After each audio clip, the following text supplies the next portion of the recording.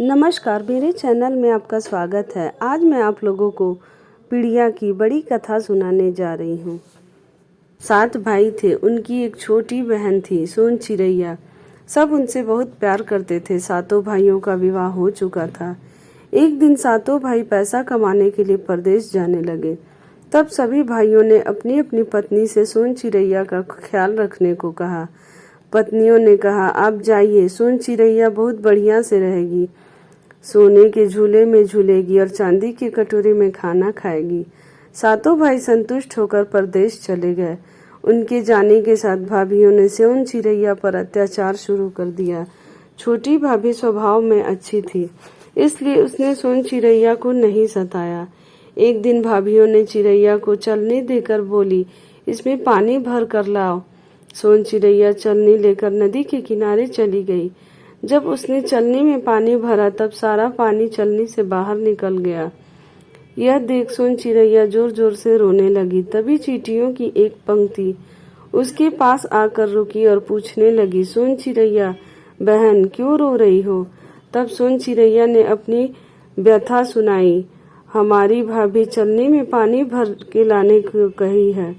चींटियों को एक सुझाव आया और उन्होंने कहा कि वह हर छेद में बैठ जाएंगी और फिर वो पानी भर के ले जा सकती हैं। इस तरह सोन चिरैया चलनी में पानी भर कर लाई और भाभीियों को दे दी। भाभियां यह देखकर आश्चर्य में रह गईं। दूसरे दिन भाभीियों ने उसे जंगल से लकड़ी काट कर लाने को कहा और उसे रस्सी नहीं दिया।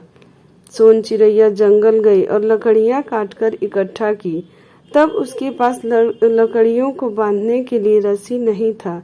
वो परेशान होकर वहीं बैठ गई और थोड़ी देर के बाद जब अंधेरा होने लगा तो वो डर के मारे रोने लगी। रोते हुए देख सर्प देवता आए और उसके रोने का कारण पूछा। सोन चिरैया ने उन्हें सारी बात बताई।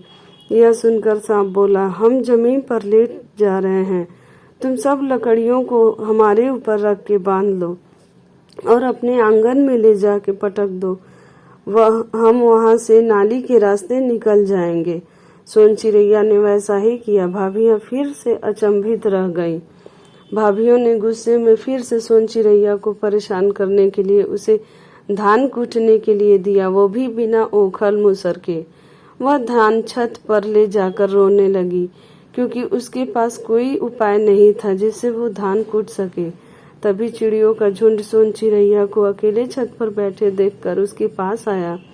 बुजुर्ग चिड़िया ने सोन चिरैया से रोने का कारण पूछा।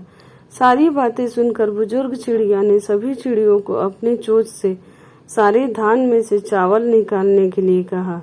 सोन चिरैया खुश होकर सारे चावल को लेकर भाभियों के पास गई। जब भाभियों ने चावल गिना तो एक चावल का दाना कम पाया। उस पर उसकी भाभियों ने सोन चिरैया को बहुत डांटा और फिर खोए हुए चावल को ढूंढ कर लाने को कहा। वह चावल के दाने को हर जगह ढूंढने लगी।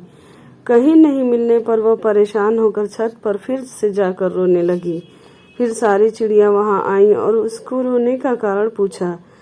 तब उसने बताया कि चावल का एक दाना कम है। उनमें से एक बूढ़ी चिड़िया समझ गई कि जरूर कानी चिड़िया ने ही दाना लिया होगा। जब सबने उस कानी चिड़िया को ठोर ठोर मारा तो वह दाना गिर गया और सोन चिरैया ने वह एक दाना भाभियों को दे दिया। हर बार सोन चिरैया को सफल देखकर भाभियों ने अपना अत्याचार कम नहीं किया। उन्होंने अगले ही दिन सोन चिरैया को काला कंबल सफेद करने को कहा।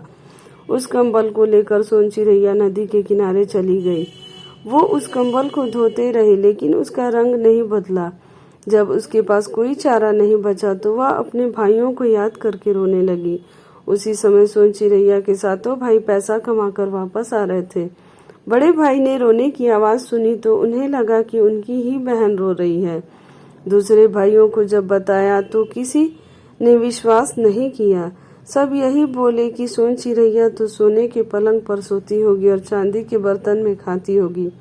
फिर भी आत्मसंतुष्टि के लिए नदी के किनारे सभी भाई पहुंचे और वहां सोन चिरैया को रोते हुए देखा। यह देख सभी भाइयों को बहुत गुस्सा आया। तभी बड़े भाई ने अपने जांग चीरकर अपनी बहन को अंदर बैठा लिया और घर की तरफ निकल गए। जैसे ही सारे भाई घर के दरवाजे पर पहुंचे तो उनकी पत्नियां स्वागत में लग गईं। कोई पानी लेकर आई तो कोई पीढ़ा लगाने लगी और कोई खाना परोसने लगी। लेकिन भाइयों ने पानी छुआ न खाना छुआ और ना ही बैठे। उन्होंने सबसे पहले सोन चिड़ैया के बारे में पूछा। पत्नियों ने कहा कि शायद वो सो रही होगी, लेकिन भाइयों की आवाज़ लगाने से जब वो नहीं आई तो फिर उन्होंने कहा कि खेलने गई होगी। यह सब सुनकर बड़े भाई ने अपने जांघ को चीरकर अपनी बहन को बाहर निकाला। यह देख सारी पत्नियां डर गईं। भाइयों ने पूछा, किसने उनकी बहन को सताया है? तब सबने डर से कहा कि किसी ने भी उन पर अत्याचार नहीं किया है।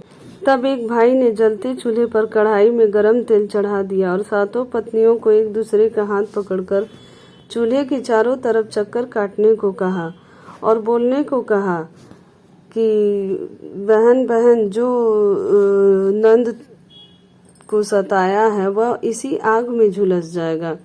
यह बोलते बोलते सारी भाभियां चक्कर काटने लगी और देखते देखते बड़ी 6 भाभियां गर्म तेल में गिर गईं, लेकिन छोटी भाभी बच गई।